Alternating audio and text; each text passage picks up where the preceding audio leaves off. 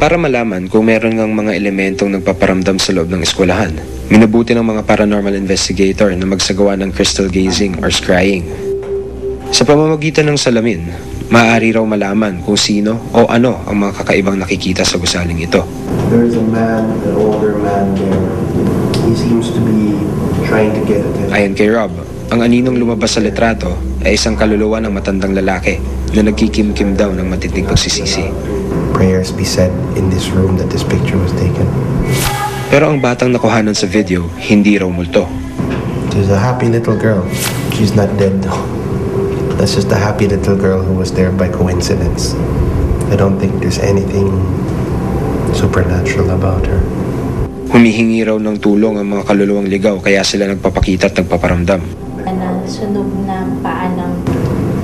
He was somebody who wasn't supposed to be there. He was hiding there, sleeping there. I don't know what he was doing. Then something horrible happened. He was trapped. And he doesn't know he's dead. He thinks he's still alive. That's why he's asking for help. Natatakot siya because of the pain he feels. He's still in pain. Sa pamamagitan ng remote viewing o ang kakayahang makita ang mga bagay na nasa malayong lugar sa pamamagitan ng extrasensory perception or ESP, nalaman ni Alex kung sino ang anino sa litrato. Earthbound siya, basically. Kung hinahanap mo message, ang sinasagot niya, ang tinatanong niya, nasa ng pamilya niya. Mukhang namatay siya mag-isa, matanda nga, pero kung namatay siya mag-isa, hinahanap ang pamilya. Na-aksidente yata siya, kaya siya nadala dun sa ospital. Very significant, parang may minimimic siyang sound, 78. Parang ganon. So, I think, no mga 1978, I'd say, he's in his early 60s o 65. Di umano, maging ang dahilan kung bakit napinsala ang lalaking nasunog na pag-alaman din ni Alex.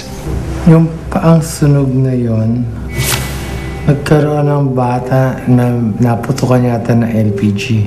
Sabay nasunog yung bahay. Kaya andun pa yon. Pero kung ako hindi nagkakamali, nabuhay siya ng ilang araw bago siya namatay eh. Trap spirits ang sila. Some are still in desperation. Gusto na nila umalis kasi hindi makaalis. Some they opted to remain. If I would have any say or recommendation, ang sasabihin ko sa school administrator na to, is to put a religious artifact inside the classroom. At sa pamamagitan ng pagtatawas, nakumpirma rin ni Alex na may elementong pag-alagala di umano sa eskwelahan. Let's see the elemento.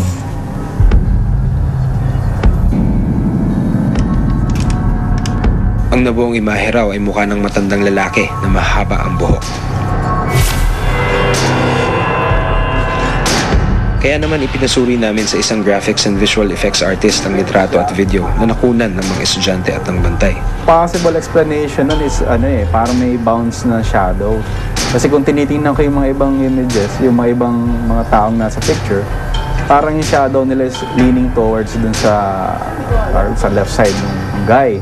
So ang suspetsa ko, parang nag-bounce lang yung shadow niya na pumunta ron. Pero ang video, ayon sa kanyang obserbasyon, hindi raw dinuktok. Definitely, unlike sa photograph, mas mahirap gawin pag video. Well, especially for this one, it was shot, I think, on a cellphone camera. So medyo mababa yung quality. Kung babasihan ko sa aming technical knowledge, mahirap siyang gawin, mahirap siyang doktorin kasi the quality of the video is consistent from start to finish. So, kung gaano ka-low quality materials, ganun din yung bata na dumaan. So, ako, ang conclusion ko is, well, definitely, hindi siya dinoktor. Pero maaaring may paliwanag pa rin daw dito. Well, nung zinom niya kasi, it's an opportunity to hide the fact na may bata na padadaanin. If the intention is to talagang mislead us to thinking na, uy, may batang dumaan na sasabihin sa atin na wala talagang bata.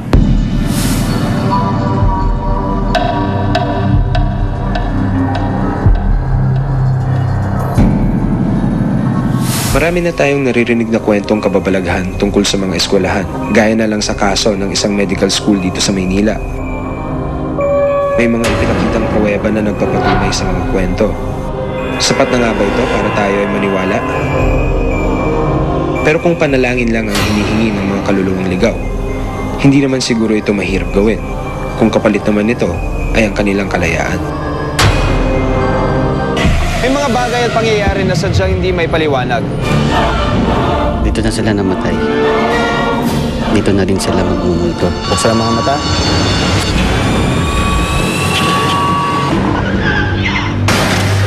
Talasan ng pandinig. Anong ginagalaw niyo dyan? Ako, kinikilabutan talaga. Ayoko dito.